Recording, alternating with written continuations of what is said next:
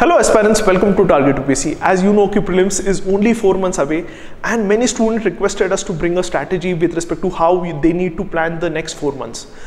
One thing I want to tell you is the real competition is only between 50,000 students.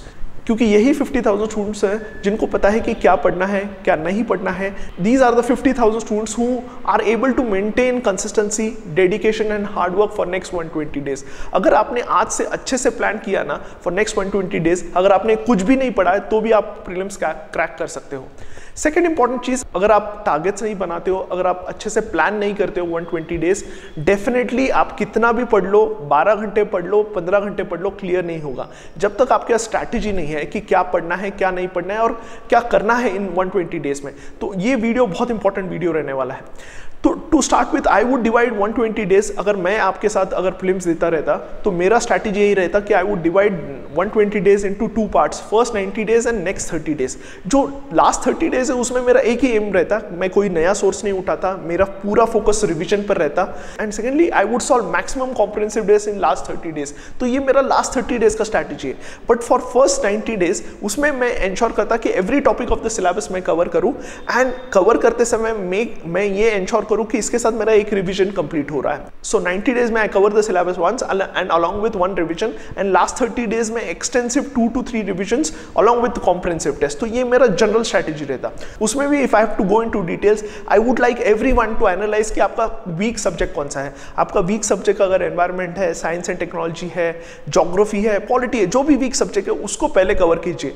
First week of February, second week of February में वो subjects उठाइए and उसको पहले complete कीजिए. Normally हमारे tendency क्या है, जो लक्ष्मीकांत जो हर बार पढ़ते हैं, मॉडर्न हिस्ट्री हर बार पढ़ते हैं, फिर से उसी से स्टार्ट करते हैं एंड लास्ट में जब हमारा एनर्जी डाउन होता है तब हम वीक सब्जेक्ट लेते हैं एंड उसी को हर बार छोड़ते हैं. तो आई वुड रिक्वेस्ट कि जो आपकी वीक सब्जेक्ट्स है उनको लीजिए, एक टारगेट बनाइए, 10 डेज के टारगेट्स बनाइए एंड उसको कंप्लीट करने की कोशिश कीजिए.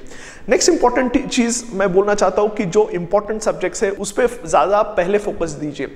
डू नॉट, अगर आपका वीक सब्जेक्ट मिडिवल हिस्ट्री है, आर्ट एंड कल्चर है, एंशिएंट इंडिया, उसको सेकेंडरी इंपॉर्टेंस दीजिए. जो प्राइमरी सब्जेक्ट्स है जिससे क्वेश्चंस आ रहे हैं जैसे polity, economy, geography, environment, science and technology, ये सबसे इंपॉर्टेंट सब्जेक्ट्स है. अगर ये जब तक आपके स्ट्रांग नहीं है तब तक do not move to art and culture, do not move to ancient India, do not move to medieval India. मैं रिक्वेस्ट करता हूं सबको, अगर ये गलती करोगे ना तो डेफिनेटली आपका मेजर टाइम 15 to 20 डेज सिर्फ ancient India and medieval India में जाएगा एंड उससे रिवॉर्ड्स उतने नहीं है. Even history optional students can not solve ancient and medieval questions क्योंकि बहुत ज्यादा डेटा है. नेक्स्ट इंपॉर्टेंट चीज बोलना चाहता हूं, जो हर बार बोलता हूं, रोज एमसीक्यू सॉल्व कीजिए, एटलीस्ट 50 एमसीक्यू सॉल्व कीजिए and this 50 MCQs be it any test, कोई भी टेस्ट उठाइए मार्केट से, उसके 50 एमसीक्यू सॉल्व कीजिए. एक डिसिप्लिन लाइए आपके प्रिपरेशन में. जब तक आप डिसिप्लिन और कंसिस्टेंसी नहीं लाओगे ना, सिलेक्शन नहीं होगा. तो मेजर प्रॉब्लम क्या आता है कि जो एग्जाम डे परफॉर्मेंस है ना, वहां लोग फंस जाते हैं. बहुत पढ़ते हैं लेकिन एग्जाम प्रैक्टिस नहीं करते हैं. प्रैक्टिस उनको लगता है कि मैं पढ़ के जाऊंगा एंड एग्जाम में परफॉर्म करूंगा. मैं ये बोलना चाहता हूं, जितना प्रैक्टिस करोगे, डिफिकल्ट टेस्ट का प्रैक्टिस करोगे, आपका डर निकल जाएगा. तो व्हाट वी वांट इज आपका डर निकले. डेली आप टेस्ट दीजिए 50 क्वेश्चन, इररेस्पेक्टिव आपने पढ़ा है नहीं पढ़ा है, टेस्ट देना ही है. एंड टेस्ट कब देना है? End of the day test देना है. क्योंकि क्या होता है कि जब आप टेस्ट देते हो तो आपका दिमाग बहुत एग्जॉस्ट हो जाता है. तो make sure you give test and revise those test. पहले भी मैंने बोला है कि revision of the test, giving test, analysis of the test is not waste of time, not waste of time, it is actual preparation. तो इस पर जितना ज्यादा आप फोकस करोगे उतना सही रहेगा, उतना सही रहेगा. अनदर इंपॉर्टेंट चीज मैं बोलना चाहता हूं कि आपको एटलीस्ट 10 to 12 आवर्स पढ़ना है एंड उसमें भी जब भी आप आपका टाइम डिवाइड कर रहे हो, मेक श्योर आप डेली 2 सब्जेक्ट्स प्रिपेयर करो. इसमें मैं स्ट्रैटेजी जो यूज करता था कि मेजर टाइम मेरा जो वीक सब्जेक्ट है उसको मैं 4 से 5 घंटे देता था. जो मेरा ईजी सब्जेक्ट है जिसको मैंने एक बार पढ़ लिया है उसको मैं 2 से 3 घंटे देता था. तो इस तरीके से स्ट्रैटेजी बनाए. 2 सब्जेक्ट के साथ क्या है, जो you would not get bored with only 1 subject. तो 2 सब्जेक्ट पढ़िए एंड एक टेस्ट दीजिए. तो ये आपका डेली शेड्यूल रहना चाहिए, इररेस्पेक्टिव आपका क्या आपने अभी तक पढ़ा है नहीं पढ़ा है. तो ये स्ट्रैटेजी के साथ जाइए. 4 hours for weak subject which is important, 2 to 3 hours for subject which is easy and your favourite subject which you have read, revise previously, and 2 to 3 hours for test, giving at least solving at least 50 questions and analysing it. तो ये आपका daily schedule रहना ही चाहिए. Next important चीज मैं बोलना चाहता हूं कि जितना आप मोबाइल से दूर रह सकते हैं, switch off your mobile phone while reading. जितना आप डिस्ट्रैक्शन से दूर रह सकते हो उतना डिस्ट्रैक्शन से दूर रहना है। No birthday, no weddings, no celebration for next 120 days. Focus exclusively on your prelims preparation. अगर प्रीलिम्स नहीं निकला ना तो 1 साल वेट करना पड़ता है, and it is very difficult to ensure consistency जब आपका प्रीलिम्स नहीं निकलता है। अनदर इंपॉर्टेंट चीज है, बहुत सारे स्टूडेंट्स का ऑप्शनल इनकम्प्लीट है, कोई जीएस पेपर इनकम्प्लीट है। मैं बोलना चाहता हूँ कि stop mains, focus on prelims. Mains indirectly prepare हो रहा है, आपका करंट अफेयर्स पढ़ रहे हो वो प्रिपेयर हो रहा है, side by side history, modern history, geography part of mains है, पॉलिटी लक्ष्मीकांत अच्छे से पढ़ लो, मेंस का पार्ट है, इकोनॉमी अच्छे से पढ़ लो, जीएस3 का पार्ट है। तो इनडायरेक्टली बहुत सारा आपका प्रिपरेशन हो रहा है। सिर्फ बैक ऑफ द माइंड रखो कि मैं इसको मेंस में कहाँ यूज कर सकता हूँ। तो इस तरीके से अगर आप फोकस करोगे ना, ऐसे भी प्रिपेयर होगा, जो भी आप करंट अफेयर्स पढ़ रहे हो, स्टैटिक पार्ट पढ़ रहे हो, वो इनडायरेक्टली मेंस में यूज होने वाला है। तो मेंस का प्रिपरेशन हो रहा है, लेकिन अगर आप नेक्स्ट 120 डेज अगर फोकस नहीं करोगे प्रीलिम्स पर, अगर आप मेंस पढ़ते रहोगे, लास्ट में क्या होता है, हड़बड़ी होती है। व्हाट यू फील इज मेरा बहुत सारा इनकम्प्लीट सिलेबस है, एंड आप क्या करते हो, गिव अप करते हो। तो वो गिव अप वाला फीलिंग कब आता है, जब आपके पास टाइम कम है और बहुत पढ़ना है। तो अगर आप जल्दी स्टार्ट करते हो, अच्छे से प्लान करते हो, तो क्या वो फीलिंग नहीं आएगा। आधे लोग अच्छे लोग, आधे लोग जो बहुत होशियार है, जिन्होंने बहुत पढ़ा है, लास्ट 15-20 डेज में, लास्ट 1 मंथ में गिव अप करते हैं, क्योंकि उनको लगता है कि उन्होंने लेट स्टार्ट किया है, उन्होंने टेस्ट नहीं दिया है। तो ये गलती मत कीजिए। मैं हर बार बोलता हूँ, टेस्ट दीजिए, जितना ज्यादा टेस्ट दोगे ना, एंड कम नंबर आए तो खुश होना है। मैंने पिछले वीडियो में बोला है, क्योंकि कम नंबर आता है तो यू नो कि वेयर यू लैक, एंड आपको एक नया नॉलेज मिलता है। तो इस चीज पर फोकस कीजिए। नेक्स्ट इज सीसैट को निग्लेक्ट मत कीजिए। सीसैट को इंश्योर कीजिए कि अगर आपका सीसैट वीक है, अगर आपको लगता है कि क्लासेस की जरूरत है, तो ensure you join any CSAT course. We also have a CSAT course for 1000 rupees. तो सीसैट का कोर्स ज्वाइन कीजिए।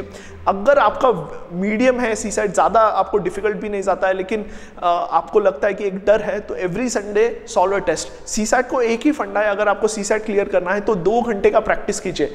आराम से तो हर कोई हर एक क्वेश्चन सॉल्व कर लेगा, लेकिन 2 घंटे में इट इज़ वेरी डिफिकल्ट। तो 2 घंटे टाइम लगा के every Sunday make sure you give 1 CSAT test. That is the best way of preparation, that is the best way of preparation. And जब भी आप सीसैट का पेपर देते हो तो एंश्योर कीजिए कि यार you are having a capacity to identify simple question. जितना जल्दी सिंपल क्वेश्चंस आइडेंटिफाई करके उसको सॉल्व करोगे, उतना आपका सिलेक्शन बढ़ेगा। मेजर प्रॉब्लम का आता है कि लोग 1-2 क्वेश्चंस में फंस जाते हैं और उधर ही टाइम वेस्ट करते हैं। तो सीसैट में डिफिकल्ट क्वेश्चन छोड़ना, सिंपल क्वेश्चंस एड्रेस करना, ये सबसे इंपॉर्टेंट है। साइड बाय साइड 10 डेज का टारगेट्स बनाइए। We are going to launch a programme जहां हम environment and science and technology 10 days, दोनों सब्जेक्ट्स 10 डेज में कवर करने वाले हैं। इसी के तरीके से आप हर एक सब्जेक्ट को 10 डेज का आप टारगेट्स बनाइए।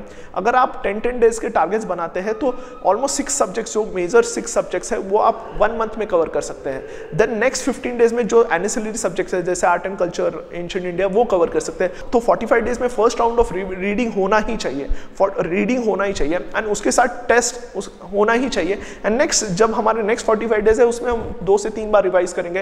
लास्ट जो फेज है उसमें सिर्फ revision, no new source, only revision of already read content and comprehensive test. तो ये इस तरीके से you can move forward. Another important thing is environment, science and technology बहुत इंपॉर्टेंट पार्ट बन गया है। Do not neglect it. And जो क्वेश्चंस आ रहे हैं मेजरली करंट एंड स्टैटिक को लिंक करते हुए आ रहे हैं। सिर्फ शंकर आईएएस या पीएमएफआई से क्वेश्चन सॉल्व नहीं होने वाला है। मैं ये बोलना चाहता हूँ कि जितना आप उन 2 सब्जेक्ट्स के लिए, जितना आप आपका सोर्सेस वाइडर रखोगे, उतना फायदा होगा। क्योंकि अगर प्रीलिम्स में सिलेक्ट होना है तो ये 2 सब्जेक्ट्स पर कमांड होना बहुत इंपॉर्टेंट है। इस साल फॉरेस्ट के भी बहुत सारे सीट्स है, ऑलमोस्ट 150 सीट्स है। This a golden opportunity for all the engineers and all those who are writing IFS, also who are planning to write IFS, कि अगर आप प्रीलिम्स में जितना आप फोकस कर सकते हो उतना ब्रॉडली फोकस कीजिए। Simultaneously we are also running target 140+ series on YouTube. अगर कोई करंट अफेयर्स कॉम्प्रिहेंसिवली कवर करना चाहता है तो they can join our target 140+ batch, जिसमें हमने करंट को स्टैटिक के साथ लिंक करके बहुत अमेजिंग तरीके से करंट अफेयर्स कवर कर रहे हैं। तो you can think about it, it's only 1000 rupees. And we have also launch Sankalp batch 3, जिसमें हम टारगेटेड अप्रोच में पूरा सिलेबस कवर कर रहे हैं 90 days. You can check the video in the description. Already batch 1 and batch 2 are full. You cannot imagine the kind of response we have got for Sankalp students, and उनका अभी तक environment, science and technology, modern history and part of economics already cover हो चुका है with tests. तो those guys have written more than 15 sectional tests till now and they have moved forward at a very faster pace. अगर आपको अभी भी join करना है, संकल्प बैच 3 हम लॉन्च कर रहे हैं, तो go in the description box, आप वहाँ देख सकते हो, जिसमें every part of the syllabus is covered in a targeted approach in ensuring accountability. एक ट्रैकिंग शीट हमने दिया है, एक डिटेल सिलेबस दिया है, आपको डिटेल टेबल मिलता है, पर्सनल मेंटरशिप एंड मॉनिटरिंग मिलता है।